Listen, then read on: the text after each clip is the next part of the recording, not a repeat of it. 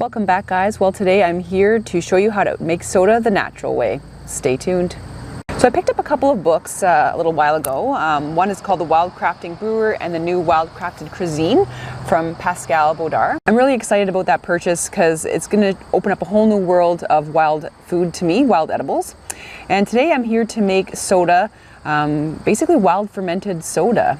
You know, you go to the store, you buy pop and soda, and it's just, you know, it's a lot of high fructose corn syrup and lots of, sugars that are unnatural and really not that good for you. So today, I'm here to make some soda from wild ingredients that will be ready within the week to enjoy. It'll be nice and sweet. We'll have all the benefits of the vitamins and the probiotics of the wild yeast in our food. It's really going to be very healthy and nutritious and good for your gut. So let's get started. So today I'm doing a cold infused wild soda, so I won't be boiling any of the ingredients. What I'm going to do is start off with a sterilized, very clean jar. This is around 3 liters or so. It's got a nice wide top so I can put my ingredients in there. I have spring water here. You don't want to be using water with chlorine in it or you're going to kill off your natural probiotic, the yeast that we're going to be using. Today my wild yeast and my sugar source is going to come from natural raw honey, and this honey is really, really important. There are a lot of wild yeast sources in the wild, one of them being raw honey, and it's really important when you're using raw honey not to have the kind that has been heat treated. So this one is cold prepared. It's not heated because we don't want to have any form of pasteurization or killing off of the wild yeast for our culture that we're going to be adding into our jar. Other sources of wild yeast include some berries like juniper berries and blueberries, prickly pear cactus, things like that. There's a huge list in the Wildcrafting Brewer book that you can take a look at. Also, wildflowers are a good source of yeast as long as they're edible. Important to know that all the ingredients that we're going to be putting in for the cold infused wild fermented soda is going to be edible. Okay, so today we're going to be using some berries, so strawberries, raspberries, and blueberries, and also white pine. So let me take you to the cabin where I harvested some of these ingredients. So making wild soda is really fun. I'm pretty excited to do it. So here we are back at the cabin and at the property here, and I need to collect some tasty items for the soda. So today I'm out looking for pine. So I'm going to grab some white pine, and I need some juniper berries. Because I don't know if you know this, but juniper berries are a great source of wild yeast. As you know, for the fermentation of soda, we need a sugar source, a wild yeast, and things to make our soda nice and tasty. So just going to grab some white pine here, and I'll just show you the juniper berries they're going to be using, also for flavorant, for example, when we make a beer in the future, and also for a source of wild yeast. So with me I have my little hand-woven basket. And it's really cool. I got it at a market, and it was it's made by someone in Africa. Bald eagles went over right there. Look at these bald eagles fighting, guys. Look at them. Look at that. That's a bald eagle right there. And they were fighting over a field. Whoa, that was insane. So sorry to interrupt the programming here, but there were 2 bald eagles just over there, and they were literally fighting. Their talons were locked together and they were spiraling out of the sky towards the field. Wow. Wow. So things you see at the cabin, there is never a dull moment. That was amazing. In the distance above this big tree here, there's about 3 or 4 bald eagles circling around. I don't know if they're, going to be migrating or something. We do have them here year-round in the winter. You've seen them in my videos, but I've never seen 4 sort of soaring, hunting around together. Actually, I can see 3 against the white cloud. You guys probably can't see it, but I wonder if that exchange was a bit of a fight between 2 of them, maybe over prey or territory or something like that. Incredible.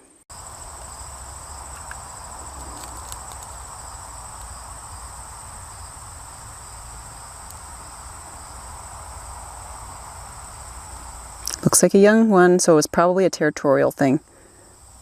All right, so I'm just going to grab a branch right here.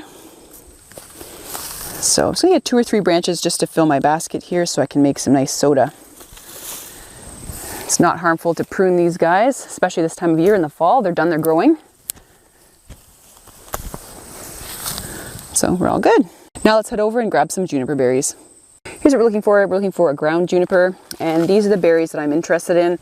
I'm not interested in the black old ones right here. I'm interested in the bright green berries. So this one has a lot of them on there. So of course that's going to be our source for wild yeast. Also, it's a good flavorant. So all you do really is just pick them off here and put them in your basket. And I'll store them in the fridge until they're ready to use to make my soda. Juniper berries are also used, medicinally, and they're also used to season meat and add excellent flavoring. They're also nature's anti-gas. Now that those berries are collected, I'm going to head into the woods and collect some turkey tail mushroom and see if I can find any berries. Let's take you back to the kitchen now, where we'll begin the fermentation and making the sodas. Alright, so let's get started. First off, I'm going to put some water in the container here. Again, this is non-chlorinated. Just going to pour that in there.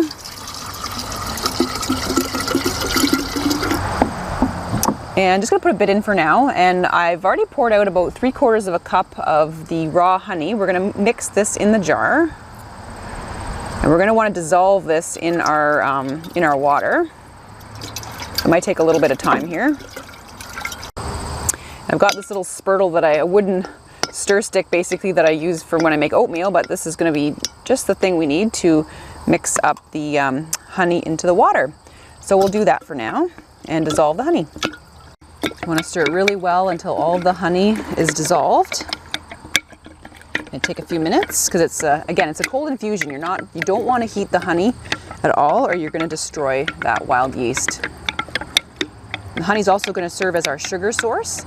Typically, when you're making a fermented wild soda, you're going to need a sugar source, a yeast source, and of course your herbs or your flowers or your fruit.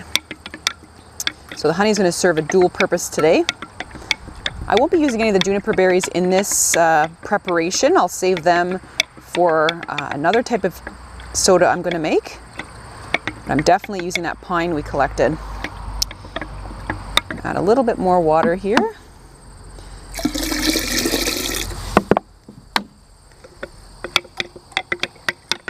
So a source of raw honey definitely is going to be your local beekeeper. We do have a few beekeepers in the area that sell commercially to stores, and they do provide a product that has not been heated, so it would be suitable for this application.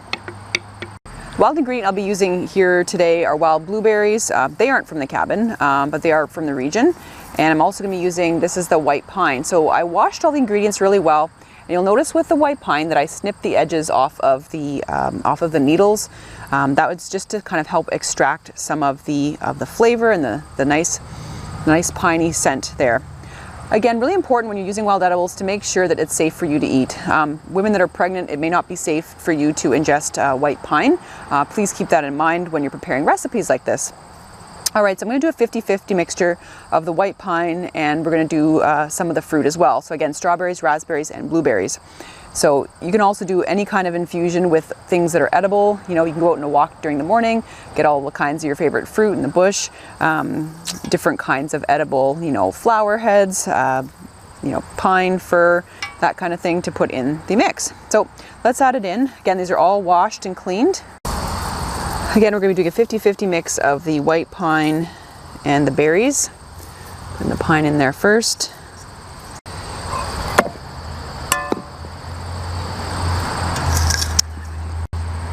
I'm going to put in some blueberries. Blueberries are an excellent source of wild yeast as well, so we should have a pretty active fermentation in this setup. And the smell of the mixture of the pine and the berries is amazing. I can hardly wait for this to be ready. You want to really fill your jar full of the goodies. Now we'll top it up with some more water all the way to the top. Cover everything. Oh, look at that. Just going to use my little spurtle here and sort of mix up everything.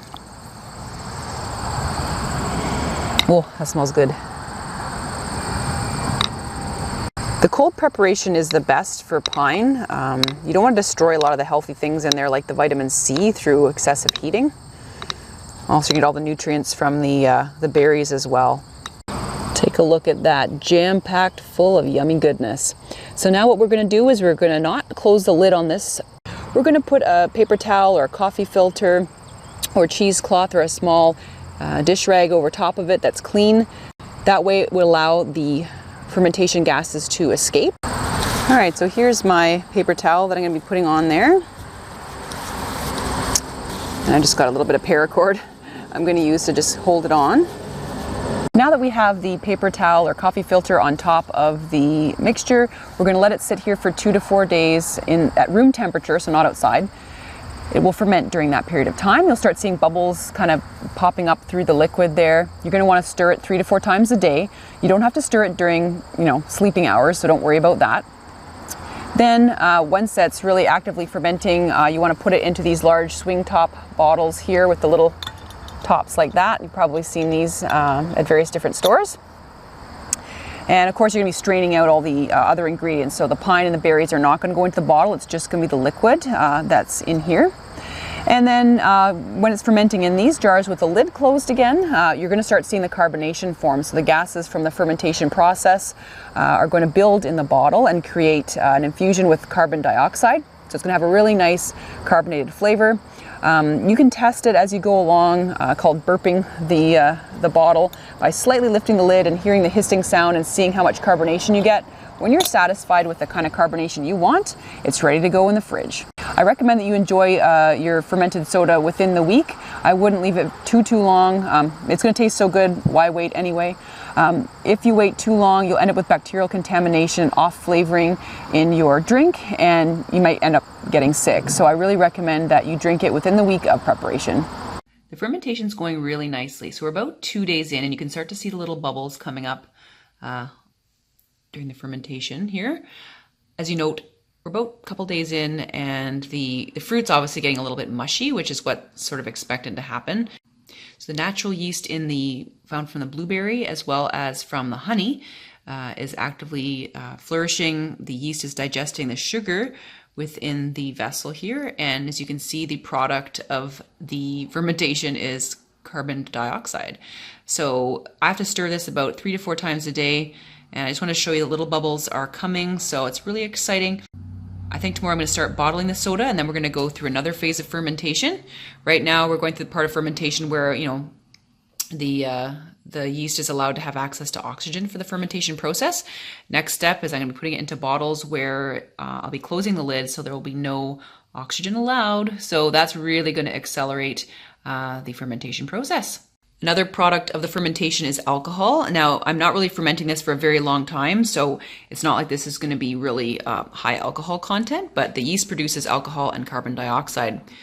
I really just want the carbon dioxide part of the fermentation, so I'm not going to let it go to produce lots of alcohol. So I'm pretty excited. Tomorrow's the big day, transfer into the bottles. Well, here we are, day 3. I started this on Thursday, and here we are. It is Sunday now, and look at all those little bubbles on the surface. You can see the fermentation is going very well. So next step is I'm going to transfer the liquid from the large jar into these bottles right here. How we're going to do that is there's an intermediary step where I'm going to be basically straining the liquid and the contents through this colander into the pot, and then I'm going to pour it using a funnel into these bottles. Just be a lot easier that way. Let's get started. So I'm just using my jelly bag here over top of the funnel. So you can see there's a few little bits and pieces in there that I want to strain out.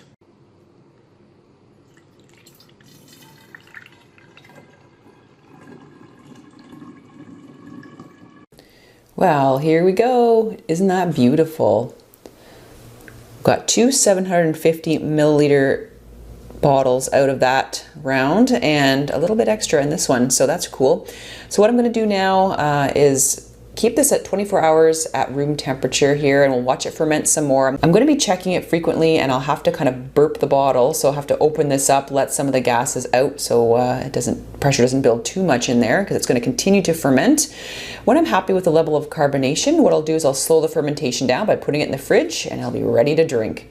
Here we are 6 days after starting the fermentation, and so you can hear I have a little bit of a cold, pardon me for that, but it is done. Look at the soda, it's beautiful, nice pink color, nice and frothy, good carbonation.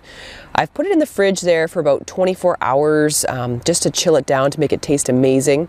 So let's give it a try.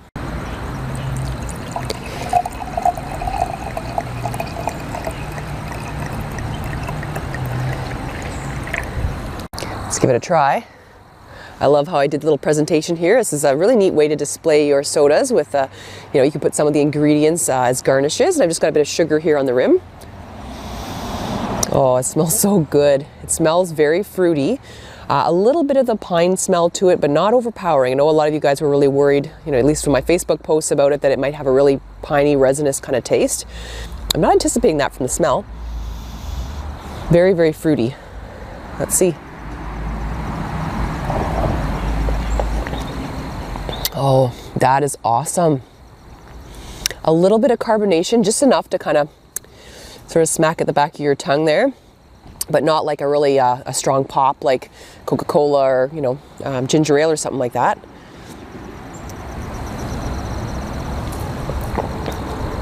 Oh, this is exactly what I need.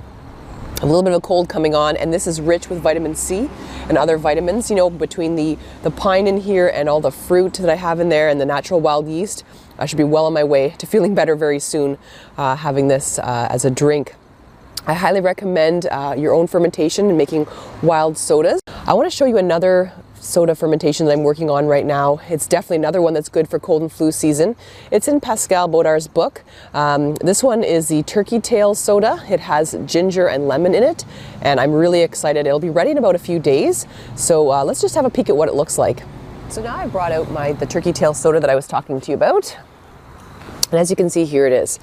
So what I did for this one is I made a brew of turkey tail tea from the turkey tail mushroom. I made a ginger bug, which is basically made from organic ginger that has yeast on the surface of it, and sugar and water. And when that was active, I put it into this container here with some sugar, lemons, and more grated ginger, and of course the turkey tail tea. So this has been fermenting now for, I think this is day 3. So now I've closed the lid because it's pretty active in its fermentation, and now is just the carbonation process as the soda continues to ferment. So that'll probably happen in another few days where I'm happy with the level of carbonation. Of course, a few times a day I'm going to be lifting the lid, letting the gases off, closing it down again, and just sort of testing, you know, whether I'm happy with the level of carbonation or not. Again, it's going to vary between, you know, from brew to brew because, you know, you're dealing with wild yeast, you're dealing with nature, and nature goes at its own pace. And you're going to want to decide, you know, what level of carbonation is right for you. You know, with my soda there, I did a little bit of an experiment. I put one of the bottles at room temperature for an extra day, and I got a lot more carbonation, one that I liked a lot better than one I just sort of put in the fridge right away with less carbonation. So you can experiment with it, decide what kind of flavorings you like, what level of carbonation you like, and of course the fermentation goes at this like the speed of, you know, what your wild culture allows, and also the temperature of your home or where you're doing the fermentation. Our home tends to be a bit on the cooler side, so it takes a few more days to really get going. Pascal is in California, so it doesn't take too long for his fermentations to become quite active. I talked a bit about the ginger bug, which is my wild starter culture for the turkey tail soda. And again, that's just the organic ginger, the sugar, and the water. And I take 1/3 of a cup of this and put it in my tea, and then I can kind of keep feeding it with more organic ginger and sugar to keep it going for other sodas. So let's just take a look on the inside. I'll show you the active fermentation. There you go. It's a really, really healthy fermentation. So I got to keep feeding this because I'm going to be using it for other sodas. So I'll be putting like a tablespoon of sugar in it a couple times a week with another tablespoon of ginger just to kind of keep the culture going. Got to give the culture food and more yeast to be active. Well, I hope this video today inspired you to consider other things other than commercial soda, you know, to make your own fermented soda from wild products. I tried a fermentation to start one with those juniper berries I talked about at the beginning of the video. Unfortunately, that didn't have a lot of wild yeast on it. The fermentation kind of, you know, I don't think I had enough juniper berries to make an active culture like I do with a ginger bug. So I'll keep experimenting. That's the thing, you know, just got to try different things, try different flavors. I'm really inspired to keep doing this because this is a lot healthier than the soda you're going to buy at the store. Thanks guys for tuning in for today's video. I hope you learned something new and are inspired. Have a good week as always. Take care.